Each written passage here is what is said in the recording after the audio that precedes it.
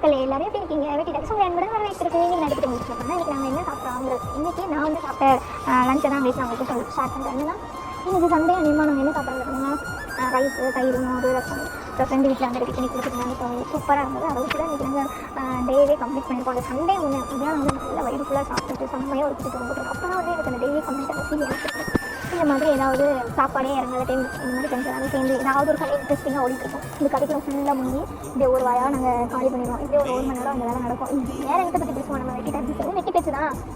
இந்த மாதிரி வந்து இதையே கம்ப்ளீட் பண்ணிடுவீங்க அப்படின்னா மறக்காமல் இது சப்ஸ்கிரைப் பண்ணிடுங்க. நல்ல வயிறு ஃபுல்லாக சாப்பிட்டுட்டு ஒரு குட்டி தூக்கத்தை போட்டுட்டு சரி ரெஃப்ரெஷ் ஆகிட்டு அதுக்கப்புறமா வெளியில் போகலான்னு போயிட்டு இருந்தாலும் தெரியுது. ஐயோ தெரியாமல் வெளியில் வந்துட்டோமா, இதில் எதுவும் சூரியன் வந்துட்டாரா என்னங்கிற மாதிரி அந்த அளவுக்கு ஹீட்டு தெரிஞ்சது. ஆனால் பார்த்தா இறங்க இருக்கும் சரி அப்படின்னு சொல்லிட்டு ஒரு கரும்பு ஜூஸை குடிச்சதுக்கு அப்புறமா தான் கொஞ்சம் உடம்பு பாடி இருந்தது. அதே மாதிரி ஒரு சின்ன ஒரு மைண்ட் செட்டோட ஷாப்பிங் பண்ண முடியாது. அதெல்லாம் பர்ச்சேஸ் பண்ணுறது அப்படியே மெதுவாக போயிட்டு வந்துட்டேன்.